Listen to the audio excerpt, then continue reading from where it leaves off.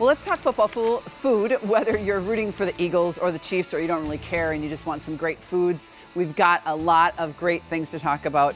And we, of course, have Kowalski's here. We're so excited. Rachel Perrin is here. And she's brought these little mini potatoes, which I've baby bakers. I've never seen these before. They're so cute. These are new for us. And when I saw them, I was so excited. And it's a potato, but I was excited about a potato because sometimes the Idaho bakers that you see in the store are so large. I can't eat a whole one with dinner. You know, they're just too big for me. So even these are russet, sometimes.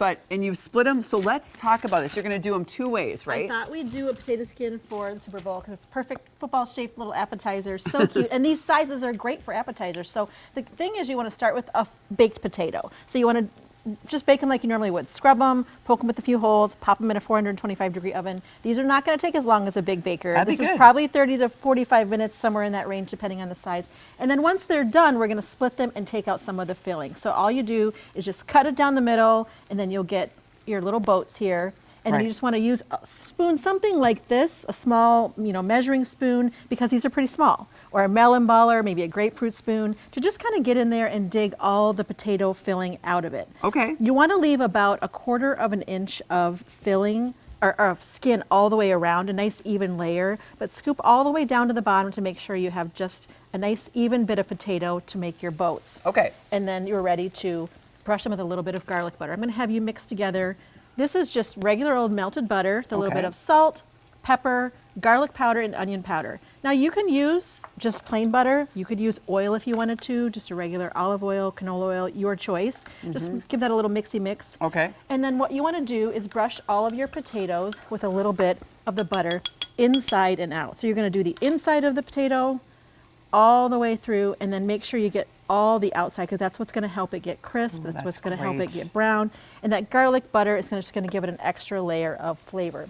Those go back into the oven, 425 again, for another 15 minutes, face down until they're ready to be filled. And it's going to crisp them all up. We've got some here that we're ready to fill. I'm going to have you fill some Kansas City style potatoes with some rotisserie chicken from the deli. Okay. And a little bit of barbecue sauce. Just want to mix a little bit of sauce in there. Oh, mix it first. That's okay. All right. Either way, or you could drizzle it on top too, blend it. It won't really make too big of a difference. Okay. And then just enough sauce in there to kind of hold it together. All right. I'm going to do the Philly style ones over here with a little bit of pulled smoked beef chuck that I bought in the meat department with some sauteed vegetables, mushrooms, onions, bell pepper. So that's the Philly one, huh? That's for your Philly style skin. And you just, doesn't take much, but just fill them up.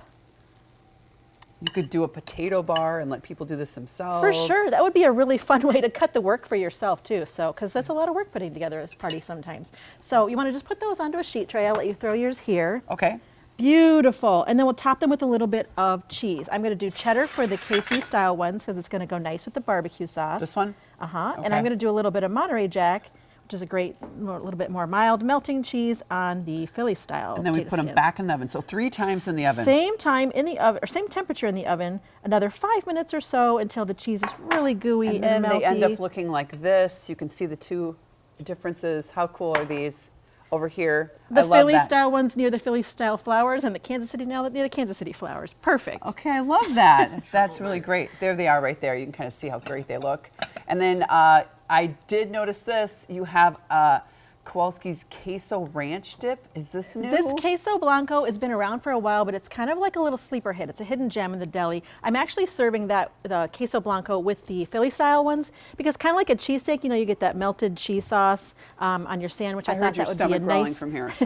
That'd be a nice combination together. Oh, and then with the Kansas City style ones, I'm serving it with a fresh buttermilk ranch, something herby and bright to kind of match the sweetness of the so buttermilk ranch sauce. on that one. Yeah. All right. Well, great. We have recipes on both. Thank you so much. Recipes for both are on the website. Who are you rooting for? The Vikings. Me too. I don't care now. Oh my goodness. We have both recipes and a link to Kowalski's on KARE11.com. And if you want to text the word recipes to 763-797-7215, you'll get a link to the recipes page, and that's where you'll get it.